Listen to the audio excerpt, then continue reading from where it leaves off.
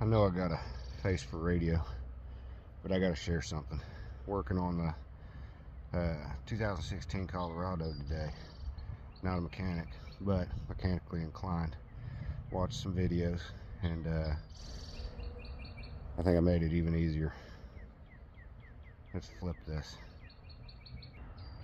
Alright, so pretty much the only things that you'll need. Of course, you'll need a tire iron to get the tire off. Jack stands for safety. Don't mind the metal termites. I got to replace those damn things. You will need a deep well 18. You will need a 22 millimeter socket. You will need a torque wrench. You will need an offset 22. Pickle fork might come in handy.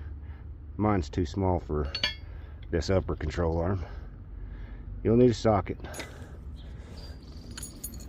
18 millimeter wrench is handy. And a pry bar of some sort. And of course a floor jack, wood block if you need it, because, well, your floor jack won't get your truck all the way off the ground. Let's get this wheel off and I'll show you what we're doing. And one other thing that I found to come in just a little bit handy when you're putting in the new upper control arm, you may use a rubber mallet just to kind of tap it in, and then once you get in there, you can use, once it's gotten started, you can use the end of a wrench or whatever and just kind of tap it into place and it'll fly. Let me show you these parts and then I'll show you the torque spec. All right, that's your upper control arm. I've got a lot of play in this puppy. Now, firstly, and I'm going to make this short, simple, and sweet.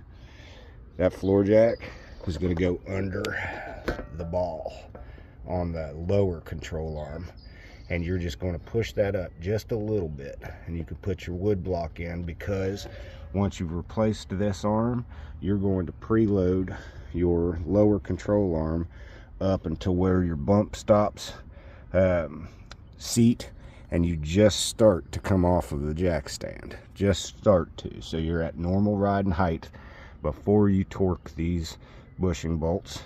So that's your ball joint, that's your bushing bolt. Now, the torque spec.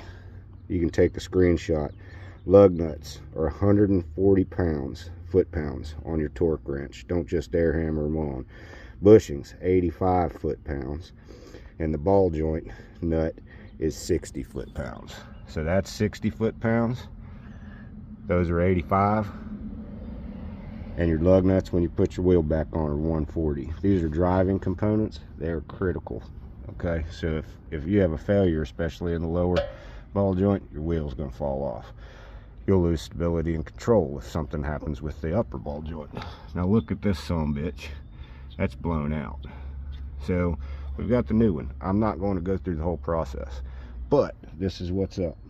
So your ball joint nut is an 18 millimeter. If you get a longer deep well, then you'll be able to avoid that speed control. I'm guessing that's the speed control sensor, because that's your brake line, right? All right, so 18 millimeter. These guys are 22. There is a nut on this and a nut on that, and the bolt comes out that way. And these little bastards, I've seen a lot of videos where the strut's coming out, all this kind of stuff. That's where your 22 millimeter, this happens to be a Harbor Freight unit, 22 millimeter, you can snake in there, get hold of that, and that side you can get to with the standard socket, and you shouldn't even need a breaker bar. Now this side, same concept. You can get to it, get on that with a socket, and then just the bolts will come out pretty easy. You're supporting the lower control arm. When you take this bolt off, that's where your wrecking bar or your pickle fork comes in, because you can take your wrecking bar, and I'm just going to use this wrench as an example. I'll use the flat one. If you got your wrecking bar in there, you can or have somebody pry down on that son of a gun and that'll put tension on this, because if your ball joint is as shot as this one is, this is going to spin. The stud's just going to spin, and you won't be able to get the nut off. So if you get a long pry bar and you push against that, the top of the knuckle, then that'll put tension on the ball joint and allow you to spin this unit off. Sometimes it helps to have a friend. I don't have any friends, so you know, there you go. But anyway, 18, 22, offset, socket. There's your foot-pounds. Am I forgetting anything? Make sure you support this at the underneath the control arm on the nut of the ball joint. Right, where are you? Right here. And then, so it doesn't drop and the steering knuckle won't go all crazy and all that kind of stuff. And then, most important, before you can snug these bolts up, you can go ahead and torque this one. Before you torque these bolts, remember to use your jack, preload the lower control arm, which is this, right? Preload that so that it just starts to come off of your jack stands, and that will be right at your normal riding height, because these bushings on the new one, I don't know exactly what they call them engineering term wise, but the rubber will twist. If you try and torque those down now and then you lower this down, it'll twist all the rubber bushing in there, and then I think they call it a captive or captured bushing or something like that, but whatever, I'm not a mechanic. But it will twist all of that, and you'll get half of the life out of them, you know, maybe 10,000 miles type deal. So that's it. That's the process, and that's how simple Chevy Colorado, at least this model, is.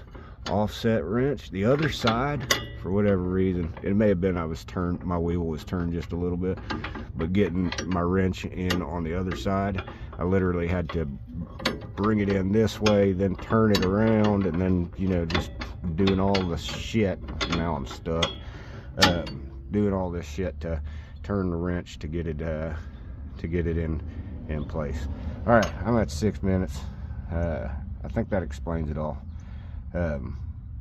Yeah, just remember your torque. Freaking 140, 85, and 60. It's important. These are critical components. Oh, and then once you get all of this loose, this just pulls right straight out. If you got it. A magnet, because then if you drop a nut down there, you don't have to go crawling behind it. Or if you drop one right there, even though my fingers will get that, you just snatch it. So magnets are handy. All right, that took me 12 minutes and 39 seconds to cut those nuts loose from their bolts, and to cut the nut loose from this ball joint. Now look at this. Boing. That is a sign of a shot freaking ball joint. And listen to those bushings. That sounds like crap. All right, now I just slide out these bolts and I just pull this straight out. All right, so this is where we're at. You just use your rubber mallet and kind of bonk them in to place. Just wipe down the mating surfaces, and then you can use something just to kind of tap them on to where they need to be in order for your bolt to go back through. So here's a good tip. If you load your flange bolt in your wrench, you can fish it back through there and then turn it and get it on your bolt. All right, 20 minutes, 22 seconds. Got it back together. Getting ready to go through the torque process. Now again, we torque our lock nut onto our ball joint. And remember, that's 60 foot-pounds. So I'm going to go ahead and load the suspension. I'm going to put this at 60, and while it's loaded, I'm going to torque my bushing bolts down to 85.